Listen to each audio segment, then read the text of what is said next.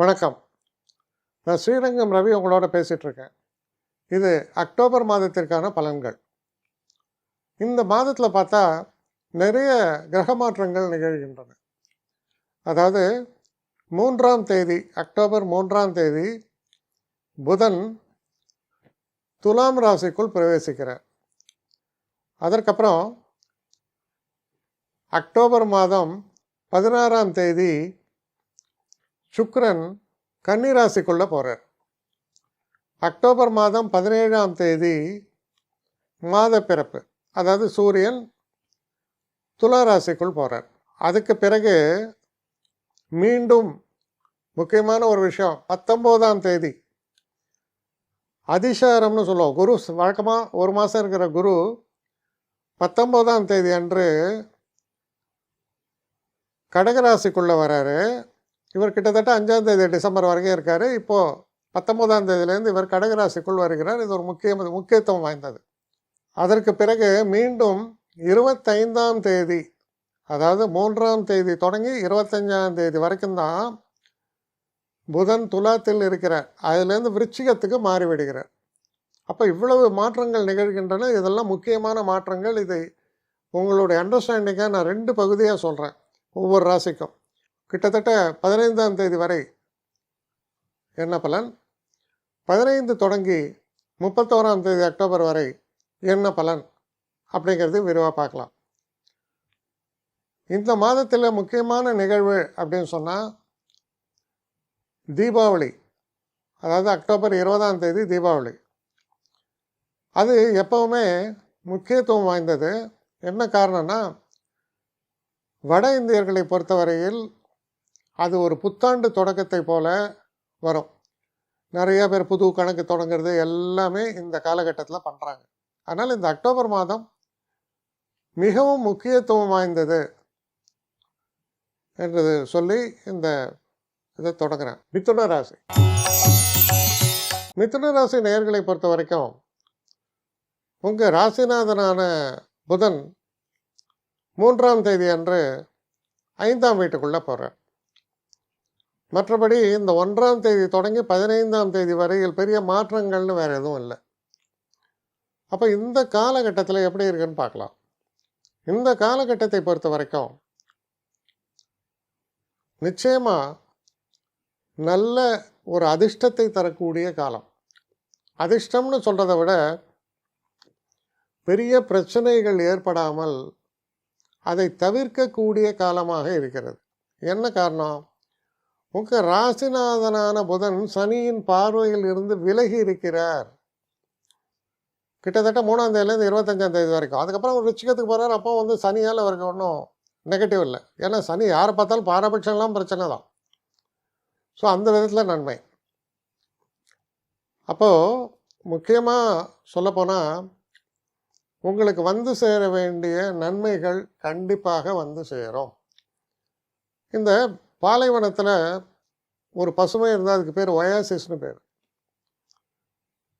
அப்போ பாலைவன சோலை அப்படி எடுத்துக்கலாம்.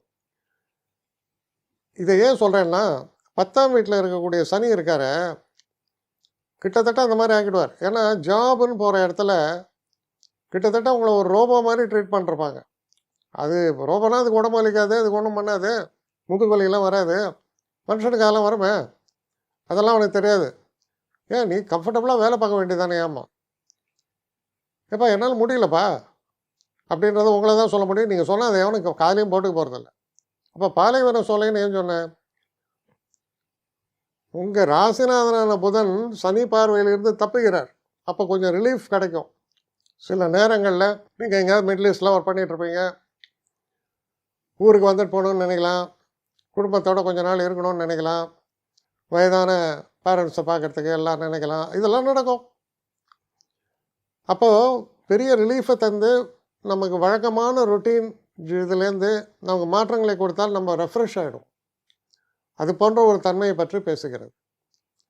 இப்போது 15ஆம் தேதி தொடங்கி 31ஆம் தேதி வரையில் ஏகப்பட்ட மாற்றங்கள். உங்கள் ராசியில் இருக்கக்கூடிய குரு 2ஆம் வீட்டுக்கு வருகிறார் 19ஆம் தேதி. சூரியன் 5ஆம் வீட்டுக்குள் போகிறார் 17ஆம் தேதி. இதில் அப்புறம் 25ஆம் தேதி உங்கள் புதன் 6ஆம் வீட்டுக்குள்ளே போகிறார். இதெல்லாம் நடக்கிறது. சரி, இதில் நமக்கு அட்வான்டேஜஸாக ஏதாவது இருக்கா அப்படின்னு பார்த்தா, 4ஆம் வீட்டுக்குள் செல்லக்கூடிய சுக்கிரன் கிட்டத்தட்ட ஒரு 16ஆம் தேதி நீங்கள் 4ஆம் வீட்டுக்கு போகிறார். 4ல் சுக்கிரன் போகும்போது என்ன பண்ணும்? குடும்பம் சந்தோஷமாக இருக்கும். உங்கள் வீட்டில் எல்லாரும் சந்தோஷமாக இருப்பாங்க. முக்கியமாக பெற்றோர்கள் சந்தோஷமாக இருப்பாங்க. ஒரு ஹாப்பி மூடு, ஒரு ரிலாக்ஸிங் டைம், கம்ஃபர்டபுளாக இருப்பீங்க, சந்தோஷமாக இருப்பீங்க, சந்தோஷத்தை அனுபவிப்பீங்க. ஏன்னா 4ல் சுக்கிரன். நீங்கள் பெண்ணாக இருக்கிற பட்சத்தில் தங்கம் என்ன விலை வைத்தாலும் பரவாயில்லன்னு உங்கள் கணவர் உங்களுக்கு அந்த ப்ரைஸ் இது கொடுப்பார், கிஃப்ட் பண்ணுவார், ஆபரணங்கள் சேரும். ஆனால் இப்போல்லாம் தங்கத்தை வந்து ஷோகேஸில் பார்த்து தலையாட்டு போக வேண்டியதான்னு நினைக்கிறேன். அப்படியே போயிட்டுருக்கு அது பாட்டுக்கு. சரி, அது ஒரு பக்கம். இருந்தாலும் உங்களுக்கு சந்தோஷம் ஏற்படும். புதுசாக வண்டி வாங்குறேன்னு வச்சுங்க, நல்ல அருமையான சாரீஸ் வாங்குறேன்னு நினைப்போம். இதெல்லாம் நடக்கும். எல்லா சந்தோஷங்களும் இருக்கும். நல்ல ஃபங்க்ஷன்ஸ் போயிட்டு வருவீங்க. இது அவ்வளவும் பிகாஸ் 4ஆம் இடத்துக்கு போகிற சுக்கிரனால ஏற்படுறது. அதற்கப்புறம் திருமணம் சம்மந்தப்பட்ட பேச்சுவார்த்தைகள் ஜவுமி டைமர் இழுத்திருந்தது இப்போ முடிவுக்கு வந்துடும். இப்போ என்ன சொல்லுவாங்க? கன்ஃபார்ம்டு. உங்கள் பையனுக்கு 40 வயசு ஆகிடுச்சு, என் பொண்ணுக்கு 37 வயசு ஆகிடுச்சு, இதுதான் ரைட் டைம், இதுக்கு மேலே முடியாது, இனிமேல் இதுக்கு மேலே பண்ணால் 60 தான் கல்யாணம். அதனால் இப்போ பண்ணிக்கலாம்னு சொல்லிடுவான். ஒரு தமாஷா சொல்கிறேன். ஏன்னா அப்படி இருக்க மேரேஜ் மார்க்கெட்டு. பட் அதெல்லாம் நல்லபடியாக நடக்கும். திருமணம்லாம் நல்லபடியாக நடக்கும். அப்போது எதெல்லாம் தேக்க நிலையில் இருந்ததோ அதெல்லாம் இந்த மடை திறந்த வெள்ளம் போல் வெளியில் பாயும். அதனால் அது பெரிய அட்வான்டேஜ், பெரிய சந்தோஷம். இதெல்லாம் வச்சு பார்க்கும்போது இந்த மாதத்தில் 2ஆம் பகுதியில் பெரிய அளவு சந்தோஷத்தையும் குதூகலத்தையும், இங்கிலீஷில் சொன்னால் எந்தூசியாசம் சொல்லலாம், அது வரும். நல்ல டைம், மாற்றங்களை தரக்கூடிய டைம். 2வது விஷயம், நம்ம குடும்பத்தாரோடு இணைந்து இருக்கக்கூடிய காலம், சொந்த பந்தங்களோடு இணைந்து இருக்கக்கூடிய காலம், வழக்கமான அந்த ரொட்டீன் அஃபேர்ஸ்லேருந்து மாற்றங்களை தரக்கூடிய காலம். இன்னும் ஒரு படி மேலே சொன்னால் உடல் ஆரோக்கியம் கூட நல்லாயிடும். அதனால் இது ரொம்ப சிறப்பான மாதமாக, உற்சாகத்தை தரக்கூடிய மாதமாக உங்களுக்கு அமையும். வேலையில் பிரச்சனை, அடுத்த வேலை கிடைக்கும், இதுதான் அப்ளை பண்ண சரியான நேரம். அதனால் நிச்சயமாக எப்படி பார்த்தாலும், எந்த ஆங்கிளில் பார்த்தாலும் நல்ல காலம், நல்ல நேரம். என்னை காண்டாக்ட் பண்ணணும்னு நிறைய பேர் நினைக்கிறீங்க. தயவு செஞ்சு என்னை காண்டாக்ட் பண்ணுறதுக்கு ஒரு மெயில் அனுப்புங்க. srirangamravi1@gmail.com. இது ஸ்க்ரீனில் பார்க்கலாம், இது அப்பியர் ஆகும். இந்த மெயிலுக்கு எனக்கு அனுப்புங்க. எனக்கு நிறைய பேர் அனுப்புகிறீங்க, நான் ஒருத்தன் தான் அதை பார்க்குறேன், செய்கிறேன். ஏன்னா இது வேகமாக செய்யலாம் முடியாது. ஒரு நாளைக்கு ஒரு 3 பேர் பார்ப்போம், 4 பேர் பார்க்குறோம். அதனால் கொஞ்சம் டிலே ஆகுது. கட்டண சேவை தான். இந்த கட்டணத்தை செலுத்திய பின்பும் கிட்டத்தட்ட ஒரு 5-6 நாள் ஆகும். சில பேர் நினைக்கலாம் கட்டணத்தை செலுத்தின உடனே அடுத்த நாளே பார்க்கணுன்ட்டு.